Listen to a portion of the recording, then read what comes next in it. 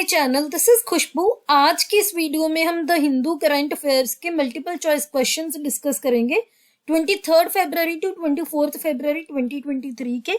ये क्वेश्चंस आपके सभी एग्जाम्स के लिए रिलेवेंट हैं, चाहे वो कोई एसएससी का एग्जाम हो, बैंकिंग का एग्जाम हो, कोई भी स्टेट का एग्जाम हो। अभी जो ईपीएफओ की नई वैकेंसीज निकली हैं ईपीएफसी ईओ के लिए, उनके लिए भी ये करंट अफेयर्स बहुत रिलेवेंट है।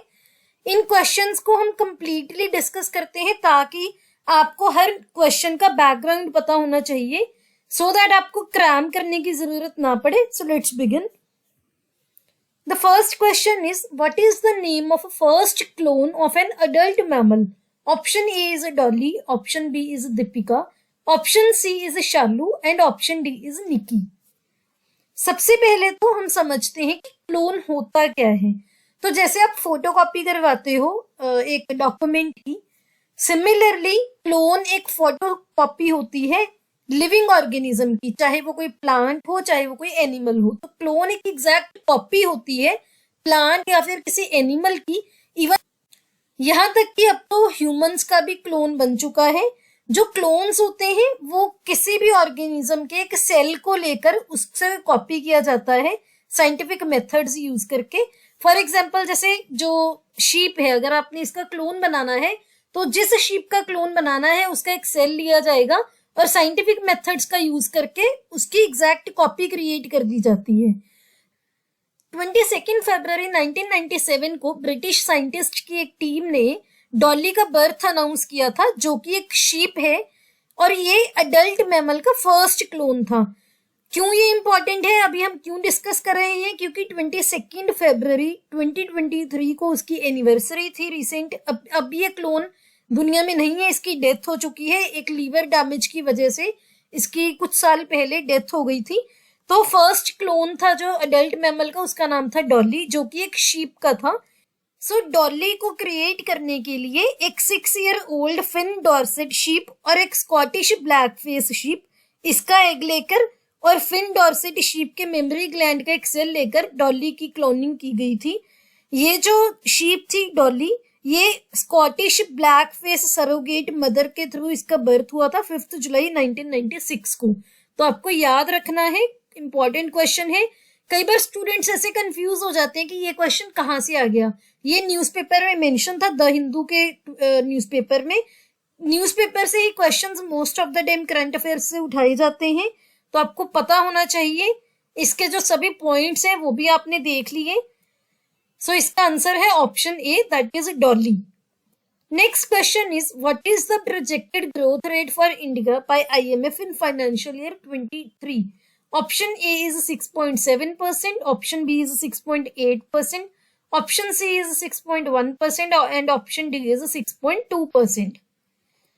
सो आईएमएफ के अकॉर्डिंग इंडिया की जो ग्रोथ है दैट इज एक्सपेक्टेड एट 6.8% 2023 में, और 2024 यानी कि फाइनेंशियल ईयर 24 में 6.1% पर इंडिया की ग्रोथ प्रोजेक्ट की गई हुई है।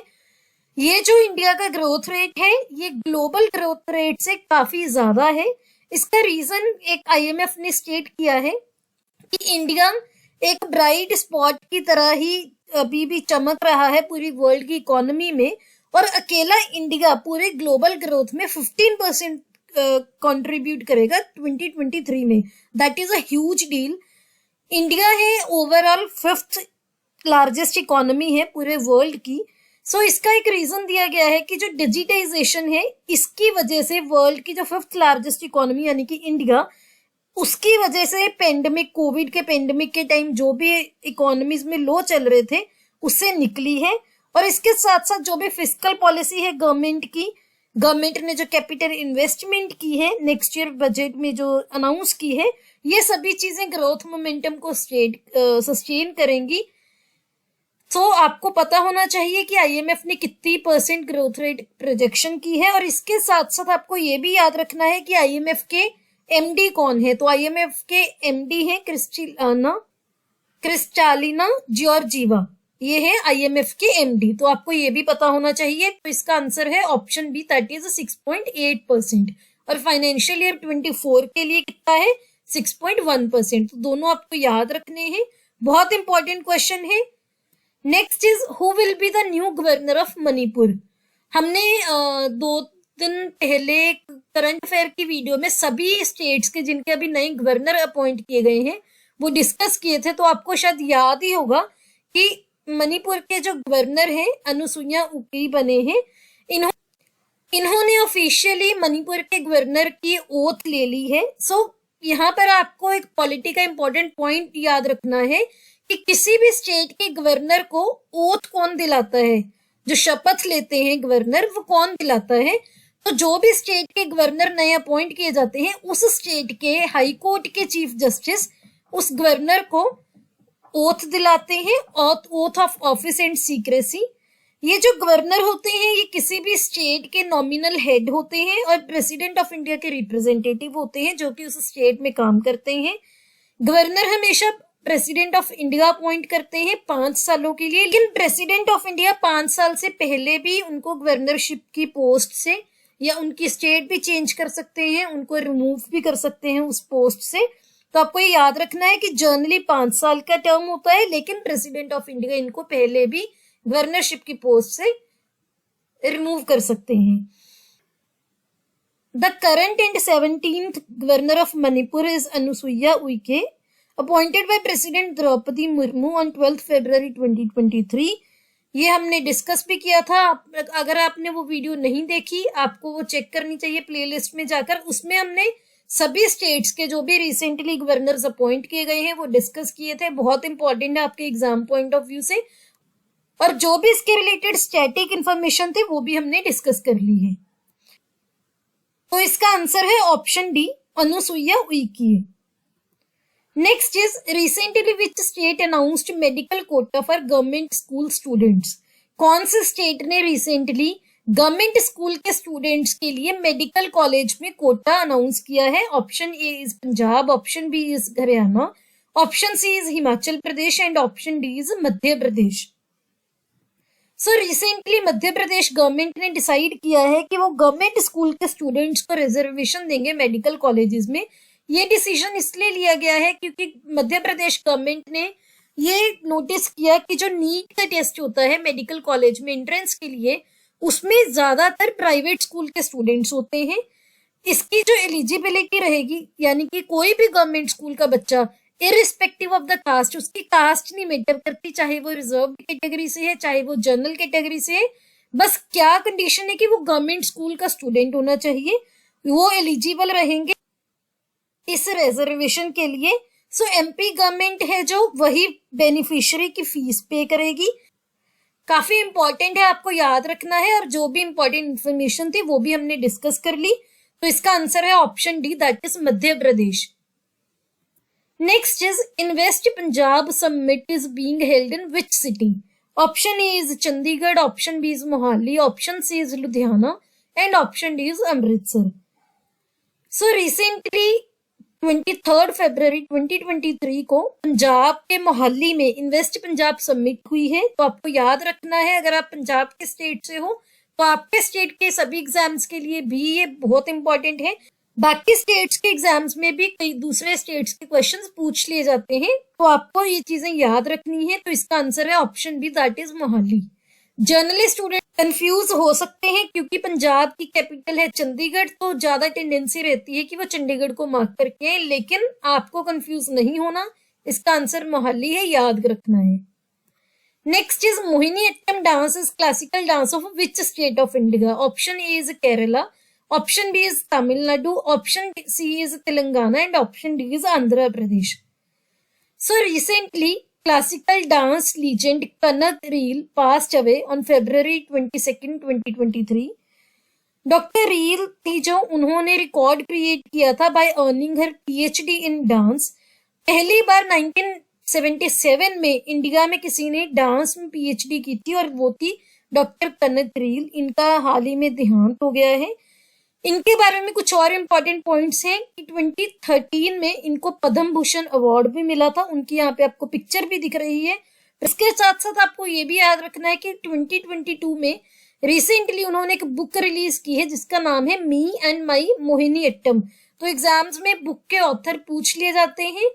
अब ये क्वेश्चन हमने क्यों डिस्कस किया क्योंकि जो क्लासिकल डांस है आपके आर्ट एंड कल्चर का, आपकी हिस्ट्री का इंपॉर्टेंट पार्ट है, और दूसरा ये चीज करंट अफेयर्स में है तो इसका रेलेवेंस और भी इंक्रीज हो जाता है। तो इसका आंसर है ऑप्शन ए केरला। इसके बारे में कुछ और स्टैटिक पॉइंट्स डिस्कस करते हैं। सो मोहिनीअट्टम केरला का क्लासिकल डांस है। ये डांस वुमेन परफॉर्म करती हैं in the honour of Hindu god Vishnu. ये उनकी एक इनकारनेशन यानी कि उनकी एक रूप एज द एंचेंट्रेस मोहिनी की तरह ये परफॉर्म किया जाता है।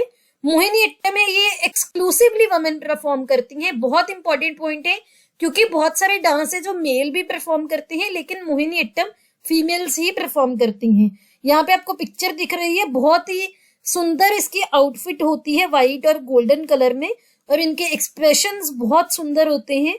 मोहिनीअट्टम में ग्रेसफुल स्विंग बॉडी मूवमेंट्स की जाती हैं, कोई जर्क्स या फिर सडन लीप्स नहीं लिए जाते। ये लास्या स्टाइल को बिलोंग करता है। लास्या स्टाइल एक डांस का स्टाइल है जो कि feminine, tender and graceful dance है। बहुत इंपॉर्टेंट पॉइंट्स है, ये आपको अपने एग्जाम्स के लिए याद रखना है। केरला का इसके अलावा एक और क्लासिकल डांस भी है, आपको वो भी पता होना चाहिए। अगर आपको वो पता है, आपको कमेंट सेक्शन में बताना है वो। Next is the first city in US to ban caste discrimination is. Option A is New York, option B is Chicago, option C is Seattle and option D is San Francisco. So recently US की Washington state में एक city है Seattle, वो US की पहली city बन गई है जिसने कास्ट के बेस्ड डिस्क्रिमिनेशन को बैन करने के लिए अनाउंसमेंट की है। ये जो बैन है ये employment, public transport, retail establishments हर जगह एप्लीकेबल होगा। सियाटल वॉशिंगटन स्टेट में है। काफी इंपॉर्टेंट क्वेश्चन है क्योंकि ये यूएसए की पहली सिटी है, आपको याद रखना है। तो इसका आंसर है option C, that is Seattle. Next is who has been appointed as a new DGCI. Option A is NR Vignesh, option B is Rajiv Singh Raghuvanshi, option C is Kaustav Chatterjee and option D is M Pranesh. Recently, appointment committee of the cabinet ने राजीव सिंह रघुवंशी की appointment को approve किया है as the new drugs controller general of India यानी कि DGCI। Rajiv Singh Raghuvanshi जी को 3 साल के लिए DGCI का चार्ज दिया गया है और इनका चार्ज, इनकी अपॉइंटमेंट रहेगी 28 फरवरी 2025 तक।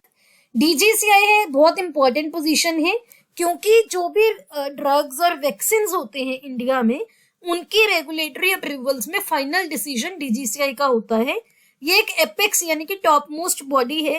ये ड्रग्स के लिए जो भी मेडिसिन वगैरह होती हैं उनके स्टैंडर्ड्स को इंश्योर करने के लिए भी रिस्पॉन्सिबल होती है, जो कि डोमेस्टिक कंजप्शन के लिए भी यूज की जाती है और एक्सपोर्ट कंजप्शन के लिए भी यूज किए जाएंगे। तो दोनों टाइप के ड्रग्स, चाहे वो डोमेस्टिक यूज करना है चाहे वो एक्सपोर्ट्स के लिए, उनके लिए जितने भी स्टैंडर्ड्स हैं वो DGCI ही रिस्पॉन्सिबल होती है उनके लिए। तो काफी इंपॉर्टेंट पोजीशन है, आपको याद रखना है। तो इसका आंसर है option B, Rajiv Singh Raghuvanshi. Next question is recently India handed over first tranche of 20 kidneys dialysis machines to which country? Option A is Sri Lanka, option B is Nepal, option C is Bangladesh and option D is Bhutan. India ने पहला tranche 20 kidneys dialysis machine का recently Nepal को hand over किया है। इसके साथ साथ कुछ और स्टैटिक पॉइंट्स डिस्कस करते हैं कि नेपाल की सबसे पहले तो कैपिटल कौन सी है, काठमांडू। नेपाल इंडिया का नेबरिंग कंट्री है। जितने भी इंडिया की नेबरिंग कंट्रीज होती हैं वो वैसे एग्जाम्स के लिए ज्यादा इंपॉर्टेंट हो जाती हैं। नेपाल के प्राइम मिनिस्टर का नाम है पुष्प कमल दाहाल जी एंड इस नेपाल के प्रेसिडेंट है विद्या देवी भंडारी। इसके साथ साथ आपको ये भी ध्यान में रखना है कि कौन कौन सी इंडिया की स्टेट्स हैं जो नेपाल से बॉर्डर्स शेयर करती हैं। उनका नाम है उत्तराखंड, उत्तर प्रदेश, बिहार, वेस्ट बंगाल एंड सिक्किम। यहाँ पे आपको पिक्चर भी दिख रही है। तो कौन कौन से स्टेट्स का नेपाल के साथ बॉर्डर लगता है आपको पता होना चाहिए, बहुत इंपॉर्टेंट है। तो इसका आंसर है option B, that is Nepal. Next is international sea food show was recently held in which city of India? Option A is Kolkata, option B is New Delhi, option C is Mumbai and option D is Noida. इसका answer है option A, that is Kolkata. So recently Kolkata में international sea food show host किया गया है, तो आपको पता होना चाहिए। नेक्स्ट क्वेश्चन है, which city will host 7th edition of Asia economic dialogue 2023? Option A is Pune, option B is Mumbai, option C is Delhi and option D is Chandigarh. सबसे पहले तो आपको पता होना चाहिए कि जो एशिया इकोनॉमिक डायलॉग है ये मिनिस्ट्री ऑफ एक्सटर्नल अफेयर्स का फ्लैगशिप इवेंट है, उनका टॉप मोस्ट इवेंट है ये, और ये इवेंट है जियो इकोनॉमिक्स पे। ये जो इवेंट है ये 23 फरवरी टू 25 फरवरी में लगेगा पुणे में। इसका जो मेन थीम है, प्रिंसिपल थीम है, वो है Asia and the emerging world order. इस इवेंट में मेन जो थीम्स डिस्कस किए जाएंगे वो हैं global growth prospects, meeting climate targets, ऐसे थीम्स पे डिस्कशन होती है। जो एशिया इकोनॉमिक डायलॉग है ये मिनिस्ट्री ऑफ एक्सटर्नल अफेयर का एनुअल इवेंट है और ये पुणे इंटरनेशनल सेंटर के साथ कोलैबोरेशन में होस्ट किया जाता है, तो बहुत इंपॉर्टेंट है, आपको याद रखना है। आंसर है option A, that is Pune. Next question is, first G20 meeting of finance ministers and central bank governors will be held in? Option A is New Delhi, option B is Mumbai, option C is Bengaluru and option D is Bhopal. तो आपको पता ही होगा कि G20 की presidency इस साल currently India के पास है, जो कि इनको दिसंबर 2022 में मिली थी। तो जितना भी G20 के साथ करंट इवेंट्स में जो भी चल रहा है आपके एग्जाम्स के लिए बहुत इंपॉर्टेंट है। इस क्वेश्चन का आंसर है option C, that is Bengaluru. तो G20 के फाइनेंस मिनिस्टर्स और सेंट्रल बैंक के गवर्नर्स की फर्स्ट मीटिंग हुई है बेंगलुरु में। Next question is, G20 working group meeting of culture was held in? Option A is New Delhi, option B is Khajuraho, option C is Bengaluru and option D is Bhopal. जो भी हमारे regular viewers हैं उनको ये क्वेश्चन पता होगा, क्योंकि हमने रिसेंटली डिस्कस किया था कि खजुराहो में G20 वर्किंग ग्रुप मीटिंग हुई है कल्चर पे, जहां पे पैरेट लेडी का स्टोन स्कल्पचर के बारे में भी हमने बात की थी। तो इसका आंसर है खजुराहो। अगर आपने वो वीडियो नहीं देखी, आपको डेफिनेटली चेक करनी चाहिए, कुछ इंपॉर्टेंट पॉइंट्स उसमें हमने डिस्कस किए थे, आपको याद होने चाहिए वो। Next question is, Tata memorial hospital signed MOU with dash to engage in long-term cooperation in cancer care? Option A is Punjab University, option B is IIT Madras, option C is IISc and option D is University of Auckland. तो recently Tata memorial hospital जो कि मुंबई में है, इन्होंने university of Auckland के साथ एक MOU sign किया है to engage in long term cooperation in cancer care. Cancer के बहुत सारे केसेस अनफॉर्चुनेटली इंडिया में पाए जाते हैं। तो ये तो जो दोनों कंट्रीज हैं, इंडिया एंड ऑकलैंड, इनकी बहुत टाइम से हिस्ट्री है कोऑपरेशन में in the health care, and this partnership builds on an already strong relationship. जो पहले ही बिल्ड हुआ है हेल्थ केयर में, ये पार्टनरशिप उसी के ऊपर बनाई गई है।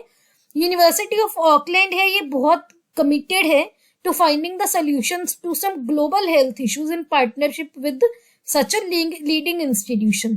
तो आपको ये याद रखना है, बहुत इंपॉर्टेंट है। इसका आंसर है option D, that is university of Auckland. Next question is, which high court becomes first to publish judgments in regional language? कौन सी ऐसी पहली हाई कोर्ट है जिसने रीजनल लैंग्वेज में जजमेंट पब्लिश की है? Option A is Kerala, option B is Gujarat, option C is Punjab and Haryana and option D is Andhra Pradesh. So recently Kerala high court ने पहली बार रीजनल लैंग्वेज में जजमेंट पब्लिश की है। केरला हाई कोर्ट पहली ऐसी हाई कोर्ट बन गई है जिसने रीजनल लैंग्वेज में जजमेंट पब्लिश की है। इन्होंने सुप्रीम कोर्ट विधिक अनुवाद सॉफ्टवेयर का यूज करके जजमेंट को ट्रांसलेट किया था इंग्लिश से मलयालम में। इन्होंने इंटरनेशनल मदर लैंग्वेज डे पर 2 जजमेंट्स पब्लिश की हैं मलयालम लैंग्वेज में। बहुत इंपॉर्टेंट क्वेश्चन है, और इसके साथ साथ जो भी हाई कोर्ट से रिलेटेड स्टैटिक पॉइंट्स है आपको पॉलिटी में वो भी पढ़ने चाहिए, इंपॉर्टेंट है आपके एग्जाम पॉइंट ऑफ व्यू से। ये हमारे सोशल हैंडल्स हैं, आपको कोई भी क्वेरी है आप डीएम करके हमें वहां पर पूछ सकते हैं। इसके अलावा आपको बिल्कुल फ्री ऑफ कॉस्ट पीडीएफ चाहिए, हमारे टेलीग्राम चैनल पर आपको मिल जाएगी। अगर आपको ये वीडियो अच्छी लगी तो इस वीडियो को लाइक कीजिए और अपने फ्रेंड्स के साथ शेयर कीजिए and don't forget to subscribe to my channel. See you in the next video.